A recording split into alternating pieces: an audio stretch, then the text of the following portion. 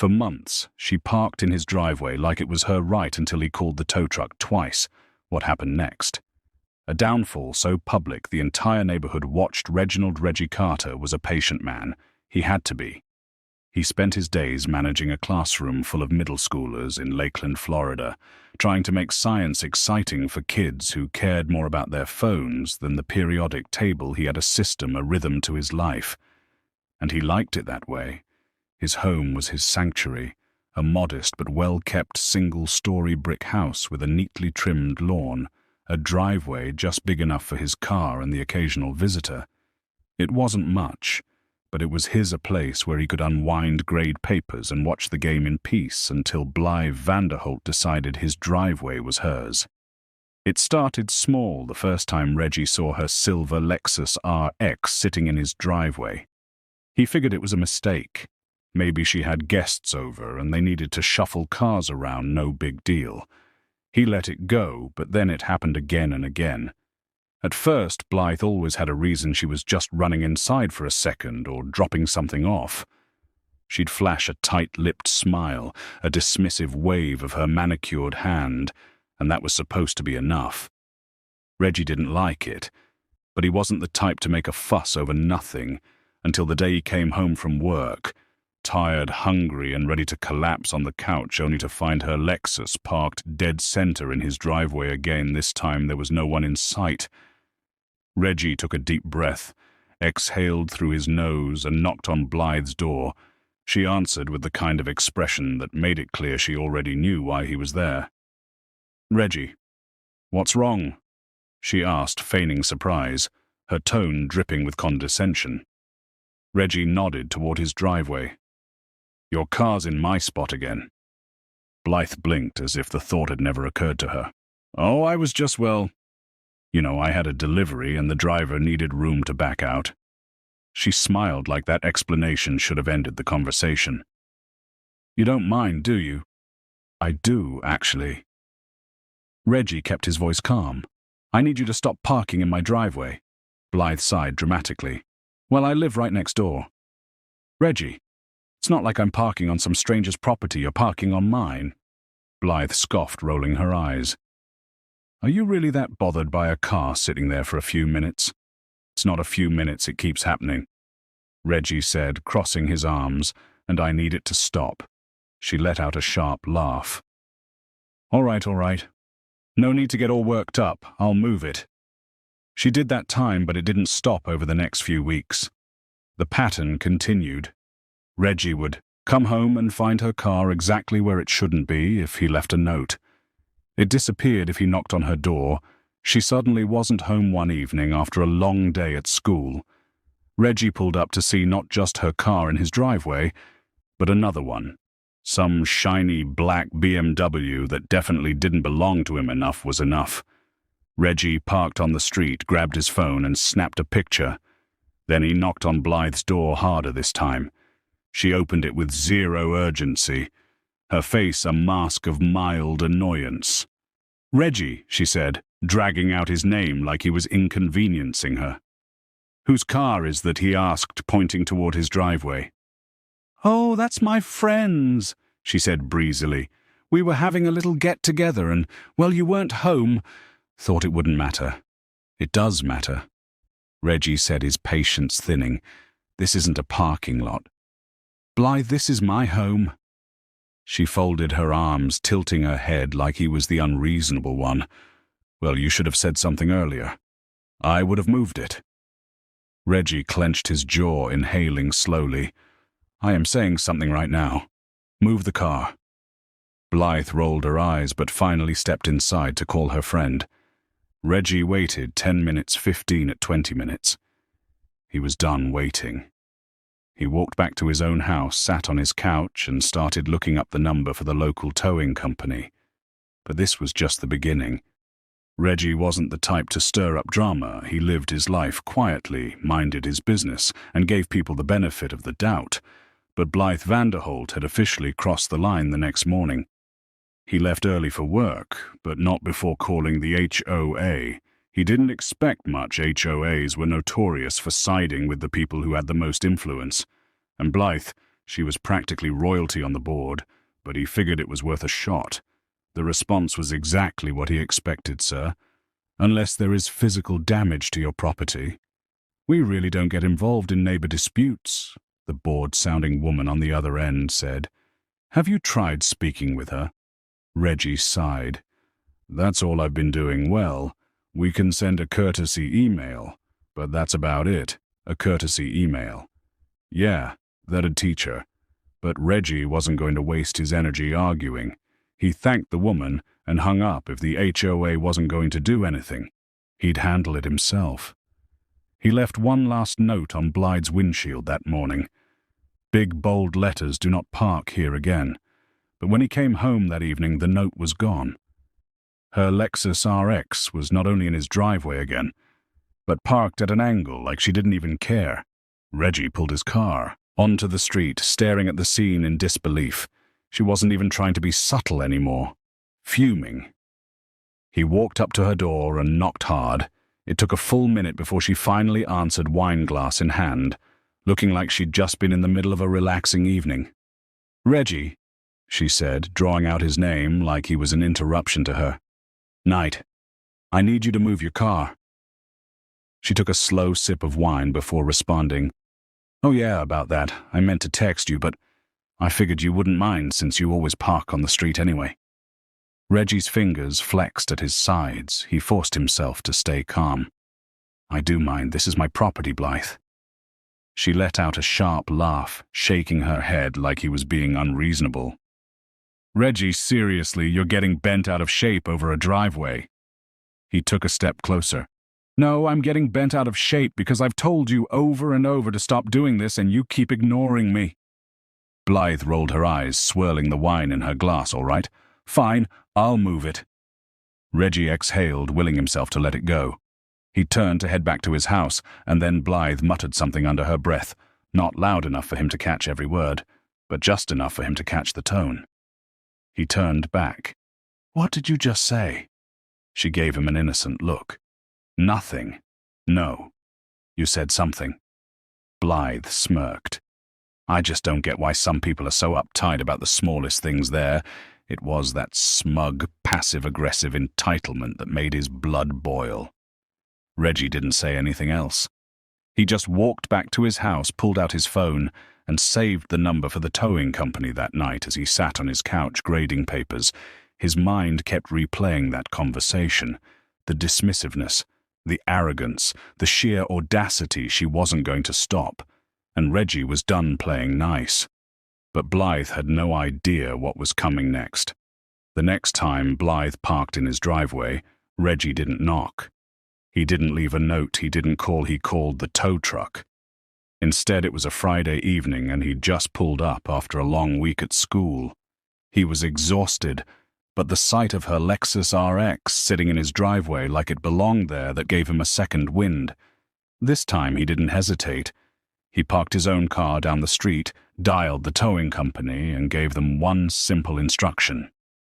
"I need this car gone." The tow truck arrived in less than 20 minutes. It was almost poetic how quickly it happened. The driver hopped out, assessed the situation, and simply nodded. "She's parked in your driveway, yep." Reggie confirmed, got proof of ownership. Reggie pulled out his property deed. He'd come prepared, all right, the driver said. "Let's hook her up within minutes." Blythe's luxury SUV was lifted off the ground wheels, locked in place. Reggie crossed his arms, watching with satisfaction as the truck pulled out of the driveway, her car disappearing down the street. He had no idea what kind of reaction to expect. Would she show up at his door, screaming? Call the cops, pretend like she had no idea what happened? Turns out he didn't have to wait long to find out. About an hour later, just as he was settling in for the night, bam, bam, bam. His front door shook from the force of Blythe's fists pounding against it. Reggie didn't rush. He took his time standing up, stretching his arms, making her wait. Then he opened the door. Blythe stood there in flip-flops and silk pajama pants, looking absolutely livid. Her phone was clutched in her hand, her perfectly styled blonde bob slightly out of place. "Where is my car?" she snapped. Reggie tilted his head. Oh, you mean the one that was illegally parked in my driveway? Her nostrils flared. Don't play games with me, Reggie. Where is my car? He shrugged casually. Towed.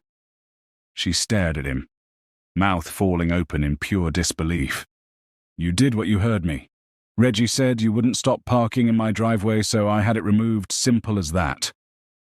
Blythe let out a sharp, hysterical laugh. Oh, you are going to pay for this?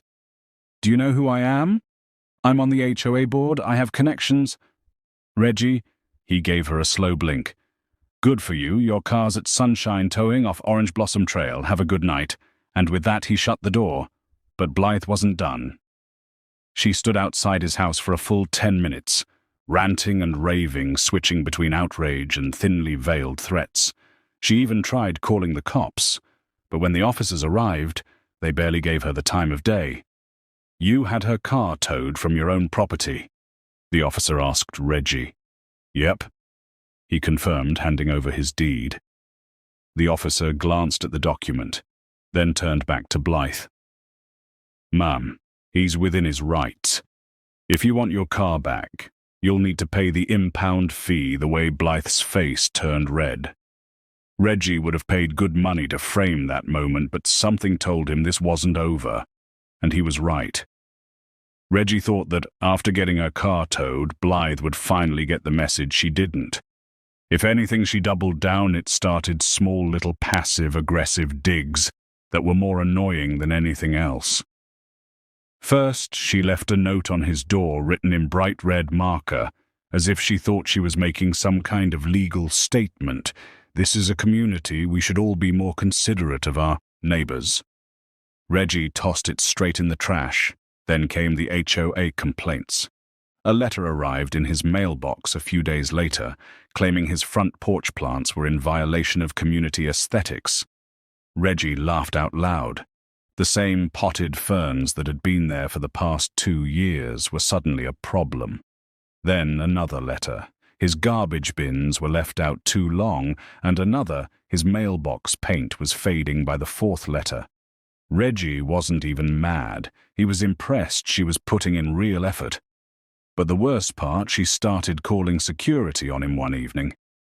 Reggie was watering his lawn when a white security SUV pulled up, lights flashing. A tall, middle-aged officer stepped out, adjusting his belt, like he had something important to do. "You live here, sir?" he asked. Reggie frowned. "Yeah," why the officer cleared his throat. "We received a call about some suspicious activity." Reggie let out a slow breath. Suspicious, that word again. He turned his head, and sure enough, there she was. Blythe Vanderholt, standing on her porch arms crossed, pretending to be oblivious. Reggie gave the officer a dry look. So watering my lawn is suspicious now. The officer had the decency to look uncomfortable. "Look, sir, I save it." Reggie cut him off. "I already know who called. Tell her to find a new hobby." The officer sighed, nodded, and walked back to his car. And Blythe. She smiled like she had won. Reggie wasn't having it. He marched straight up to her porch. "Blythe." She blinked, feigning innocence. "Oh, everything. Okay, Reggie, I saw security here. Hope nothing serious happened." He folded his arms. "You know damn well why they were here." Blythe gasped Reggie. "No need to be rude. I was just concerned. We have a duty to watch out for our neighborhood, don't we?" He stared at her. She wanted a reaction. She wanted him to lose his temper, to give her something she could use against him. So he did the one thing she didn't expect. He smirked. Calm, controlled, amused. "I'm done playing games, Blythe."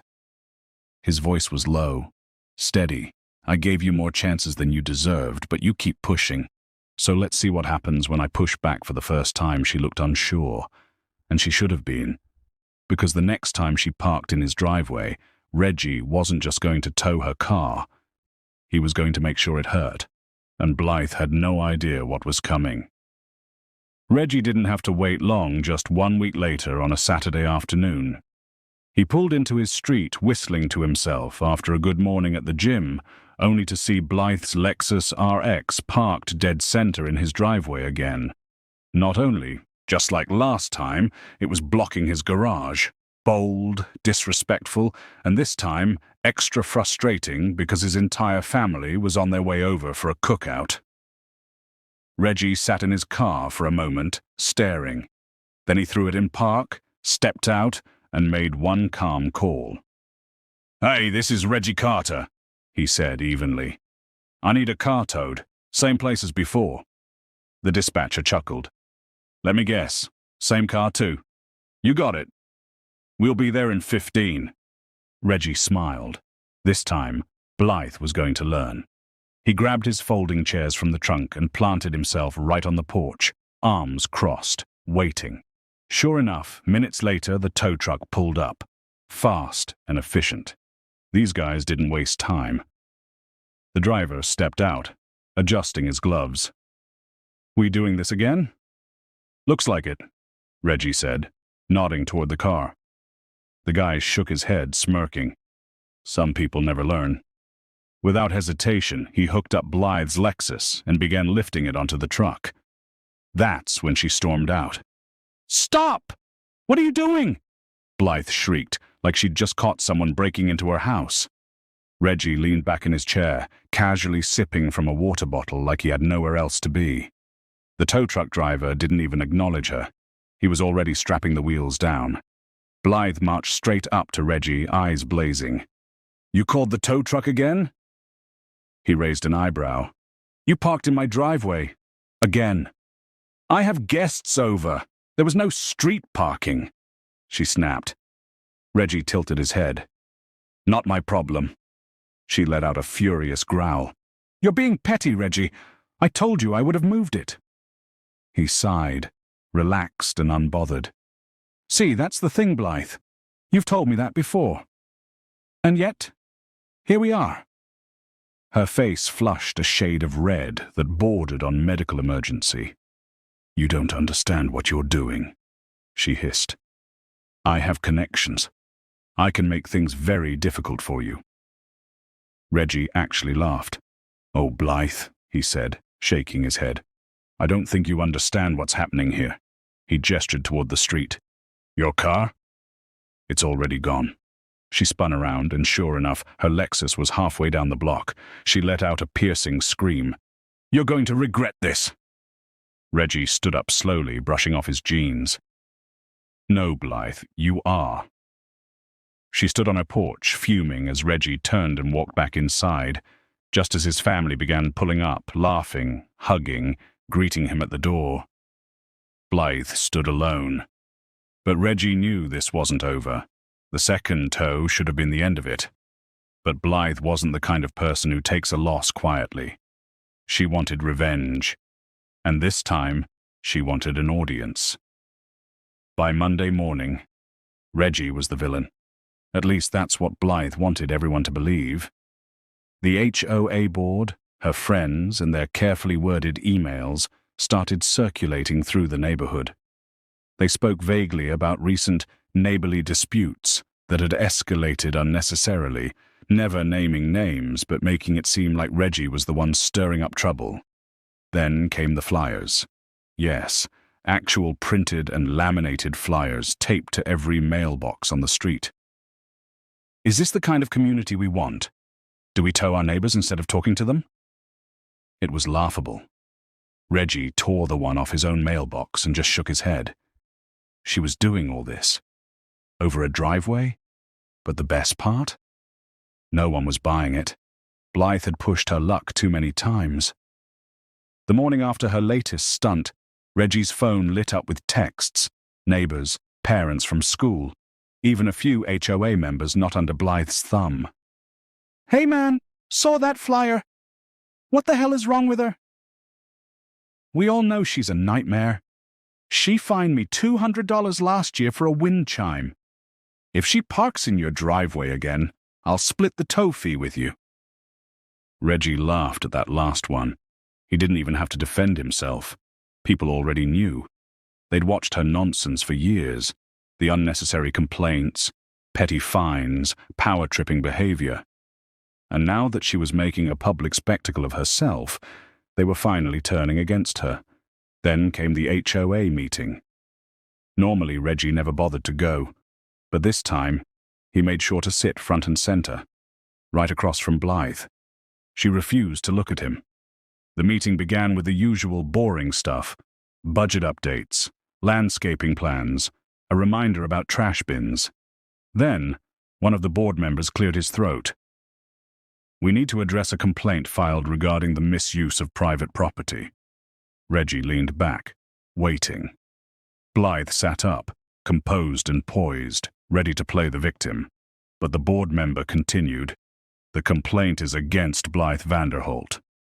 Reggie didn't even try to hide his grin. Blythe's head whipped around. "Excuse me?" Some members of the board shifted uncomfortably. A woman in her 60s let out a sigh. "Blythe," she said gently, "we've had multiple reports of you harassing residents and using HOA resources to settle personal scores." Blythe's jaw dropped. "That's ridiculous. I'm the one being harassed." But the board member kept reading. "We've reviewed several complaints: misuse of community security calls, unauthorized use of HOA communication channels, and retaliatory behavior toward neighbors." Blythe turned to the board, eyes wide. "You're taking his side?" The woman shook her head. "We're taking the community's side. Taking the side of the community." Blythe opened her mouth, but no words came out. She glanced around the room, searching for support, but there was none. The power she once held was gone, and for the first time, she felt it. She wasn't in control anymore, and she knew it. But Reggie wasn't done watching her fall. Blythe was unraveling, and everyone could see it. For years, she'd ruled over the neighborhood like a self-appointed queen, using the HOA as her personal weapon, twisting the rules to suit her needs. But now, her influence was slipping fast, and she was desperate to hold on to whatever she could. That's when she made her final mistake. 2 days after the HOA meeting, Reggie pulled into his driveway and immediately noticed something strange. His trash cans were gone. Not knocked over, not pushed to the side, just missing. He stepped out of the car, scanning the street. Then he spotted them, tucked behind Blythe's house, stacked neatly like she had taken them on purpose. Reggie laughed out loud. This woman had tried everything: emails, flyers, security calls, HOA fines, and now she was stealing trash cans. It was pathetic. But Reggie wasn't going to let it slide. He pulled out his phone, took a few clear photos, then calmly walked up to her front door. Knock, knock. No answer. He knocked again, louder this time. After a long pause, the door finally creaked open. There she was. Blythe looked different. No smug smile, no fake politeness, just tired, like someone who already knew she'd lost. Reggie held up his phone. "Want to tell me why my trash cans are in your backyard?" She folded her arms. "I don't know what you're talking about." Reggie chuckled softly. "Blythe, I have pictures. Let's not do this." She stared at him, saying nothing. "You've lost," he said, voice steady. "You can't find me. You can't call security.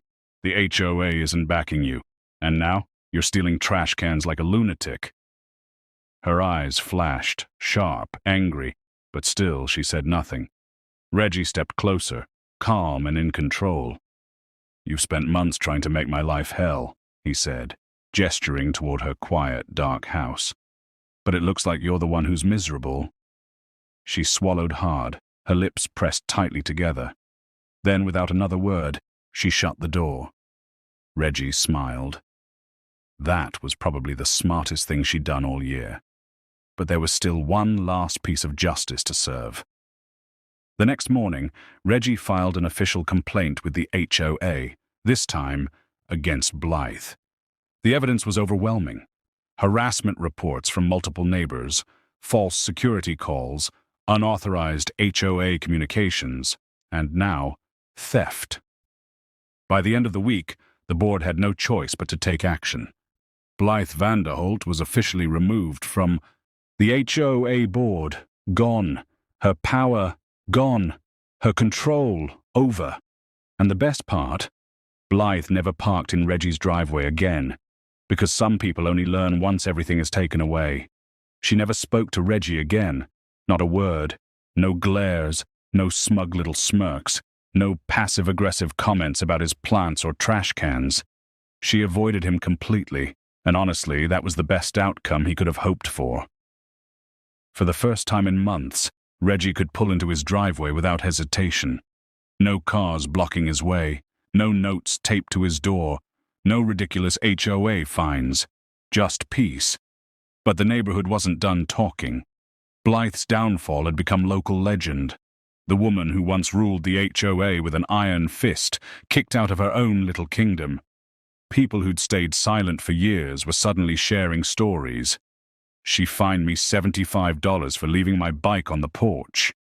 She called security on my nephew because he was wearing a hoodie. I've lived here for 10 years and I've never seen her actually help anyone. That's when Reggie realized she had been a problem long before she ever targeted him. He just happened to be the first one who pushed back, and when he did, the whole community followed. But karma wasn't finished with Blythe yet. A few months later, a for sale sign appeared on her lawn. She was moving. Some said she was too embarrassed to stay. Others whispered that she'd made too many enemies to feel safe anymore. Reggie didn't care why. When the moving trucks finally pulled away, he stepped out onto his porch, took a deep breath, and let it all sink in. The fight was over, and he had won. The lesson: some people think they can push others around forever. They think they can get away with being selfish, manipulative, and downright cruel, because no one ever holds them accountable. But eventually, they mess with the wrong person, and when that person stands up, the whole world watches them fall. If you like this story, don't forget to subscribe. There's always more where that came from.